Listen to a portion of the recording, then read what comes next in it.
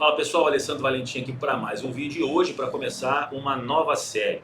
Eu quero tratar em 3 episódios sobre a era Mass Monster, que teve início ali em 1993 e foi capitaneada pelo Dory Yates, o original Mass Monster. Nesse primeiro vídeo eu quero falar sobre a transição das eras, ou seja, da era Lee Haney para a era Mass Monster. Mas antes de começar esse vídeo, se você ainda não é inscrito nesse canal, considere se inscrever porque essa série realmente vai ser incrível.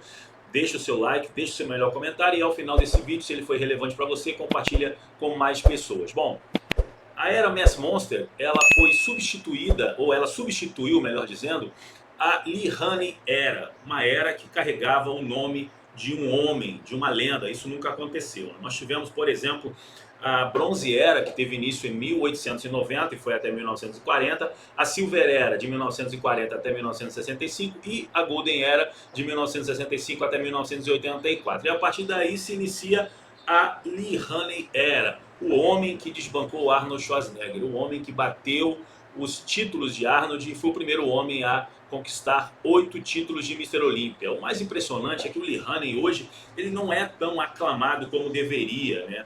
Há pouco ele deu uma entrevista dizendo que uma das maiores decepções que ele teve foi chegar em um determinado país e não ser recebido como deveria, ou seja, nem sequer foi reconhecido pela maioria do público que estava ali. A gente tem realmente esse problema hoje, principalmente com as redes sociais, é tudo muito fast food, a informação de hoje ela já morre amanhã e os nossos ídolos ficam para trás, ou seja, os nossos heróis ficaram para trás. E o Lee Haney, naturalmente, como a maioria desses caras que perderam talvez essa conectividade com o novo, né, não fizeram a transição para esse novo advento que é o das redes sociais, ficaram ou acabaram esquecidos. Mas a bem da verdade é que Lee Haney foi, na minha opinião, o maior bodybuilder de todos os tempos. E quando eu falo disso, eu não falo pelo físico em si, porque você pode contestar e colocar o Ronnie Coleman como primeiro, mas pela forma como gerenciou a sua carreira, né? O Lee Haney, ele tinha uma frase muito interessante que ele dizia o seguinte: olha, você precisa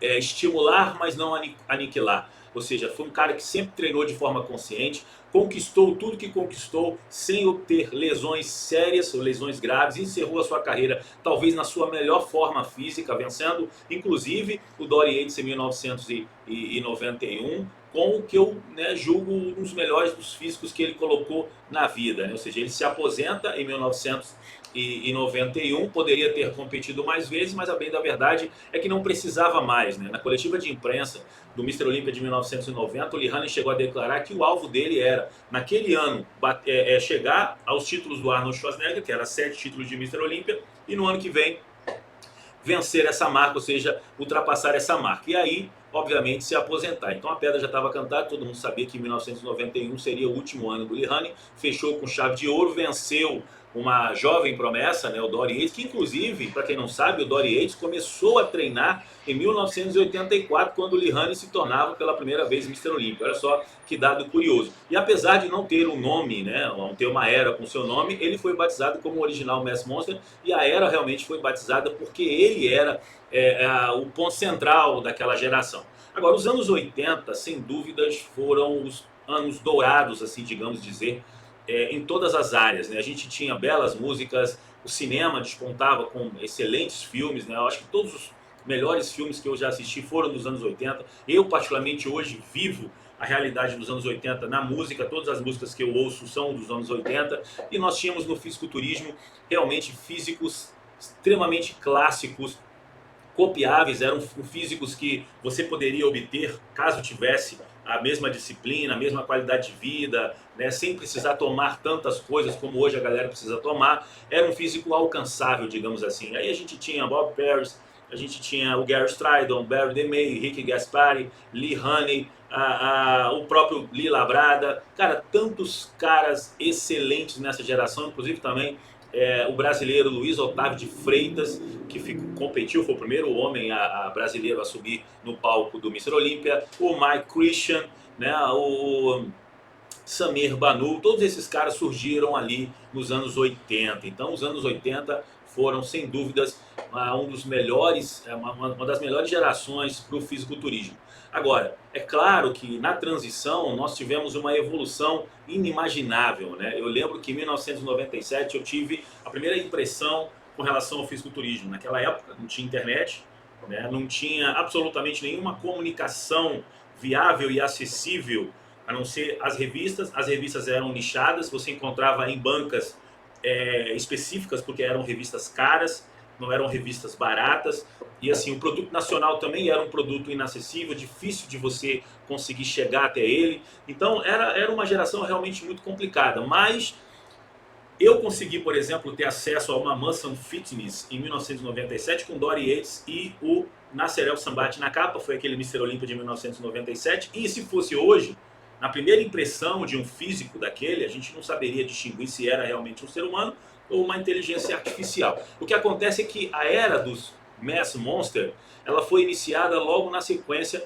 do término da geração do Lee Haney. O Lee Haney se aposenta em 1991, muita gente fala que inteligentemente, porque ele viu o que estava chegando, ele sabia que o Dory Yates já era realmente o futuro, mas ele poderia ter competido mais. Eu acredito que o Lee Haney ainda venceria mais um ou dois shows, porque tinha 32 anos e muita margem para evolução. Agora, o Dory Yates, ele chega nos Estados Unidos em 1990, ele compete no Night of the Champion daquele ano, e ele fica em segundo lugar perdendo para o Mohamed Benaziz. E aí ele entendeu que ainda precisava evoluir um pouco mais. Trabalhou duro por mais um ano, em 1991 ele vence a competição, Night of the Champion, e compete no Mr. Olympia daquele mesmo ano. E aí, cara, ele venceu os nomes que foram nomes que arrastaram a geração inteira, né? O Lee Labrada, o Rick Gaspari, né? O caras assim, Vince Taylor, caras que eram nomes que sempre estavam ali perto do título. Ele chega pela primeira vez, desbanca todos esses nomes e já deixa o recado. Ele era realmente a evolução do esporte, era ele que estava vindo,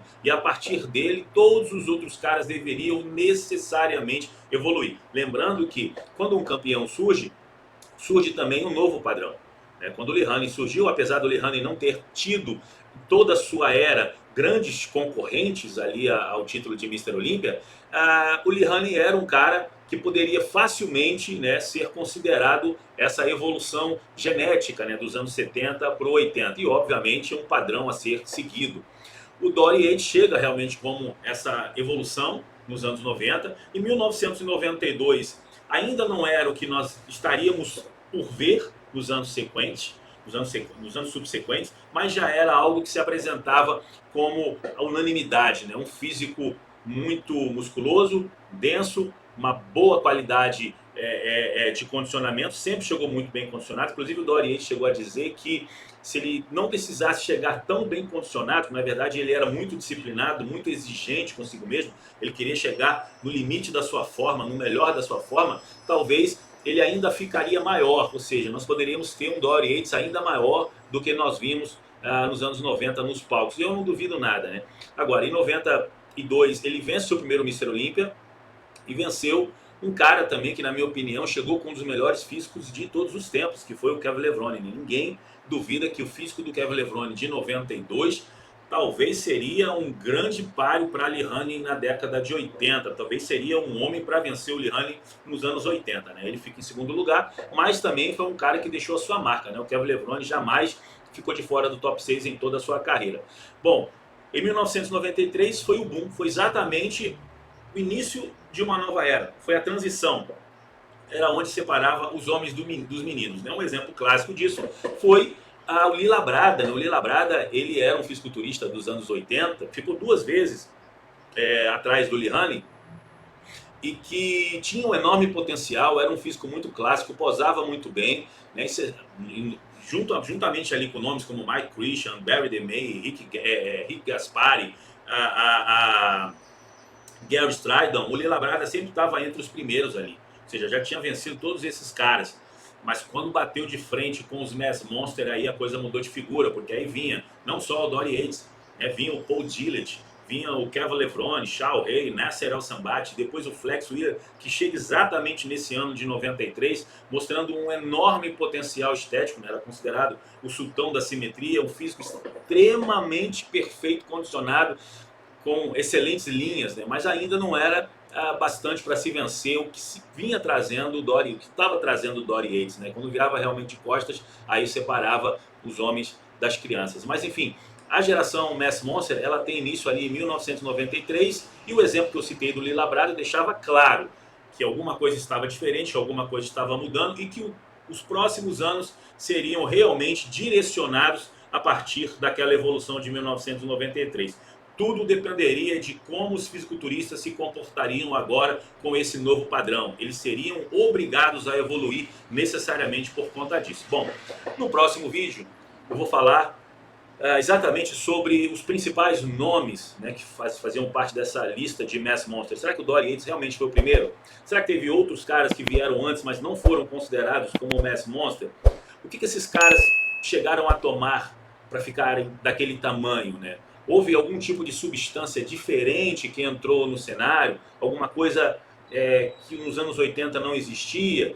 Tudo isso a gente vai falar no próximo vídeo. Eu espero que você tenha gostado desse primeiro vídeo, dessa série os Mass Monsters. Se você gostou já desse primeiro vídeo, deixa aqui nos comentários abaixo. Quer ver logo, rápido, o próximo, para eu realmente produzir em cima do teu pedido. E não deixe de curtir, de comentar, né, porque isso ajuda bastante, pessoal, para o algoritmo entender que esse vídeo foi relevante para você, mostrar para mais pessoas. No mais, eu te vejo no próximo vídeo da série A Era dos Mass Monsters. Forte abraço, pessoal.